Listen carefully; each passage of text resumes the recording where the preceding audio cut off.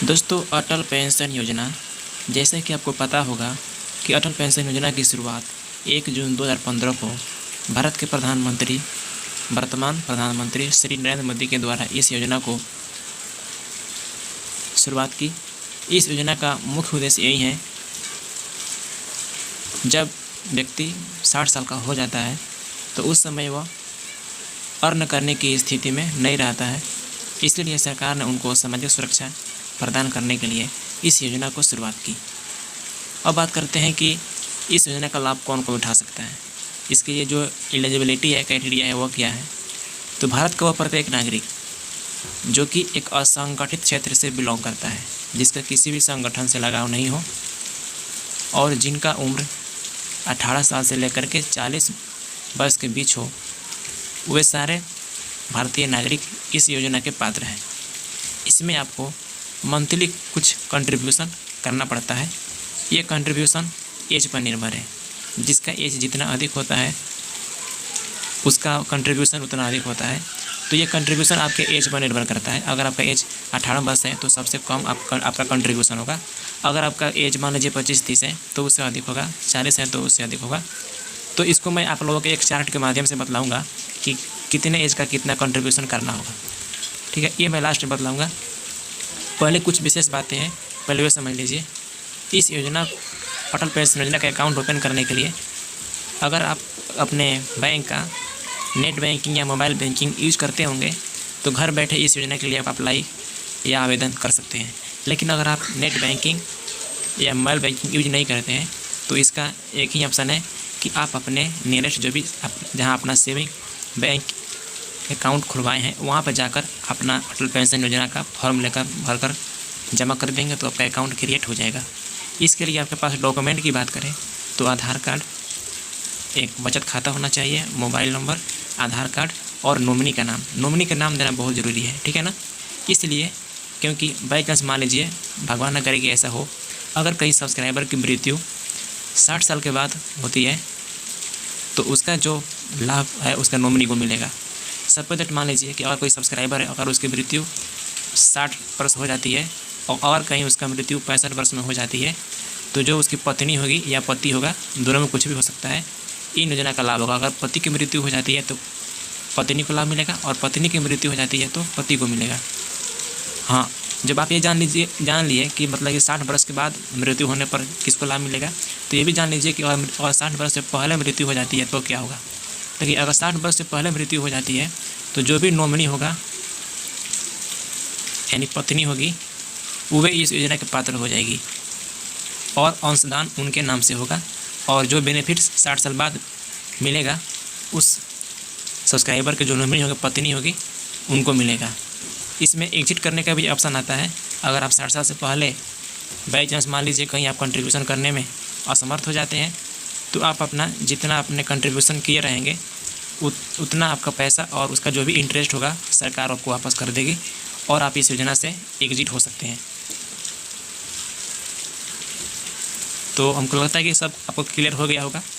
आपको आवेदन कहाँ पे जाकर करना है, कौन कौन सा डॉक्यूमेंट लगेगा, इसका मृत्यु के बाद और पहले इसका क्या लाभ या हानि है, आप सब समझ लिए। और कहाँ खुलवाना है आप ये भी समझ लिए। आखिर अटल पेंशन योजना क्या है ये भी समझ लिए। अब बात करते हैं जो चार्ट का हम बात कर रहे थे कि कितना वर्ष की उम्र के व्यक्ति से कितना कंट्रीब्यूशन करना होगा। हम बता दें कि इस योजना में आपको 1000 से लेकर 5000 तक का पेंशन मिलेगा 60 वर्ष के बाद में। जब तक आप 60 वर्ष के नहीं होते हैं तब तक आपको ये पेंशन नहीं मिलेगा। जैसे मान लीजिए कि अगर आपका उम्र 18 वर्ष हो रहा है तो आपको 42 वर्ष तक आपको कंट्रीब्यूशन इसमें करना होगा हर मंथली।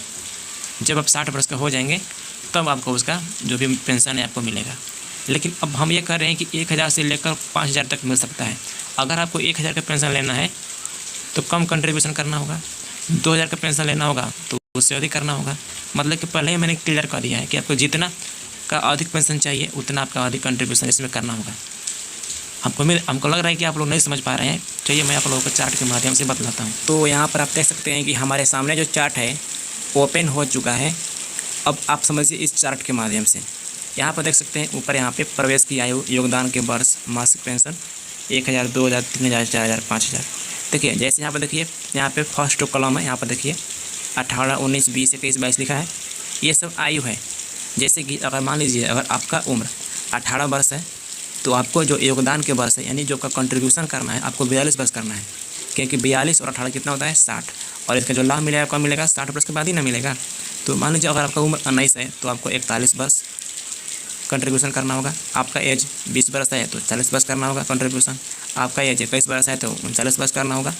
यानी आपका एज अधिक है तो आपको कंट्रीब्यूशन कम समय तक करना है लेकिन ज़्यादा करना है, लेकिन ले देकर सब बराबर ही पड़ जाता है। सब ध्यान से समझिए एक बार। अब जैसे यहाँ पर देखिए, थोड़ा गौर कीजिएगा यहाँ पर, अगर आपको 1000 का पेंशन लेना है और अगर आपका उम्र 18 वर्ष हो रहा है तो आपको मात्र कितना जमा करना होगा 42 रुपया हर माह। आप चाहे तो इस कंट्रीब्यूशन को आप 6 माही, 3 माही या वार्षिक भी करवा सकते हैं। ये अमाउंट जो होता है कंट्रीब्यूशन का ना आपका ऑटो डेबिट आपके अकाउंट से कट जाता है। जो भी उसमें आप अकाउंट ऐड करेंगे ना आवेदन करते समय जिस भी बैंक से मतलब कि आप अपना ये अकाउंट ओपन करवाएंगे अटल पेंशन का, उसी अकाउंट से ऑटो डेबिट आपके अकाउंट से पैसा कटते रहता है। ठीक है, तो समझिए। और आपकी जो आयु 18 वर्ष है तो आपको कितना वर्ष जमा करना होगा कंट्रीब्यूशन 42 वर्ष। अगर आपको 1000 का चाहिए पेंशन तो हर महीने कितना जमा करना पड़ेगा 42 रुपया।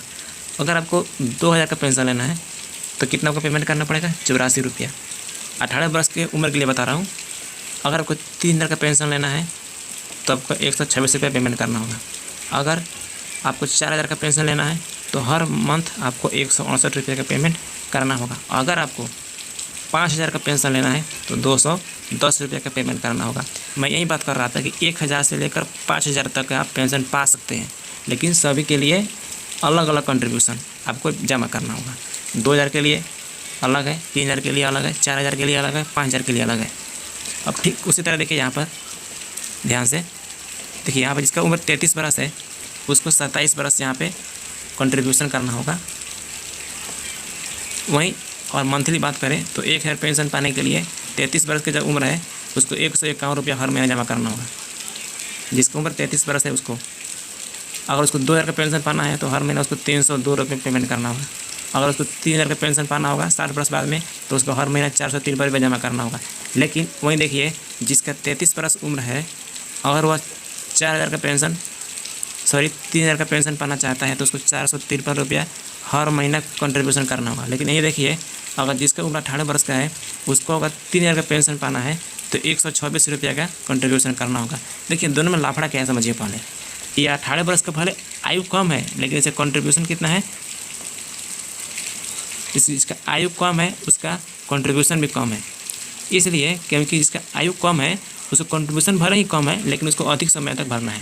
देखिए इसका 18 वर्ष उम्र है लेकिन भले उसको 126 रुपये भरना पड़ रहा है लेकिन 42 साल उसको भरना पड़ेगा। लेकिन वही देखिए यहाँ पर जो 33 वर्ष जिसकी उम्र है उसको 453 रुपये भरना पड़ेगा। 3000 का पेंशन पाने के लिए उसको कितना भरना पड़ेगा 453 रुपया। क्यों? क्योंकि उसको समय देखते हैं मात्र उसको 27 वर्ष भरना है। समझ लिया ना, यही फंडा है, ये समझ लीजिए। उसी तरह आप यहाँ पर देख सकते हैं अगर 4000 का पेंशन पाना है तो उससे अधिक जमा करना पड़ेगा। यानी कि अगर समझ लीजिए अगर आपको 5000 रुपये का पेंशन पाना है, अगर आपका उम्र 18 वर्ष है तो आपको 210 रुपया हर महीना कंट्रीब्यूशन करना होगा। समझ लिए। ठीक उसी प्रकार मान लीजिए जिनका उम्र अगर 40 वर्ष है, सबसे लास्ट में देख सकते हैं जिसका उम्र 40 वर्ष है, इसमें क्या होता है 1454 रुपये उनको जमा करना पड़ेगा हर महीना अगर 5000 का पेंशन चाहिए तो। और जो नीचे यहाँ पे दिखाई दे रहा होगा आपको 1,70,000, 3,40,000, 5,10,000, 6,80,000, 8,50,000, ये नॉमिनी को मिलता है। ठीक है ना। ये कब मिलेगा आपके 60 साल के बाद आपके नॉमिनी को कब मिलेगा, जब आपका डेथ हो जाएगा तब मिलेगा। ठीक है, ये ध्यान समझ लीजिएगा। तो जो जिनका पेंशन 5000 का होगा उनके नॉमिनी को 8,50,000 मिलेगा। लगभग बता रहे हैं। जिसका पेंशन 4000 का है उनके नॉमिनी को 6,80,000 मिलेगा। जिनका पेंशन 3000 का रहेगा उनके नॉमिनी को 5,10,000 मिलेगा। तो इस तरह जिसका जितना अधिक पेंशन रहेगा उसके नॉमिनी को उतना ही अधिक राशि उसको रिटर्न मिलेगा। तो ये बहुत कमाल की चीज़ है, इसको करा लीजिए। ठीक है ना। इसमें कोई ज़्यादा झंझट नहीं है और ज़्यादा कंट्रीब्यूशन भी नहीं है। भले जिनका उम्र 40 वर्ष है तो उनको अमाउंट बहुत बड़ा यहाँ पर दिखाई दे रहा होगा, लेकिन उनको याद रहे कि भले उनकी उम्र 40 वर्ष हो रहा है लेकिन मात्र उनको 20 साल भरना है। ठीक है ना। तो ये समझिए ये अच्छा है आपके फ्यूचर के लिए, क्योंकि बुढ़ापे के समय में पता नहीं कब क्या हो जाएगा। तो इसलिए इस योजना को करा लीजिए। बहुत अभी आप कमा रहे हैं, ठीक है ना, तो इतना आप कंट्रीब्यूशन कर सकते हैं, कोई दिक्कत की बात नहीं है। लेकिन जब आप बूढ़े हो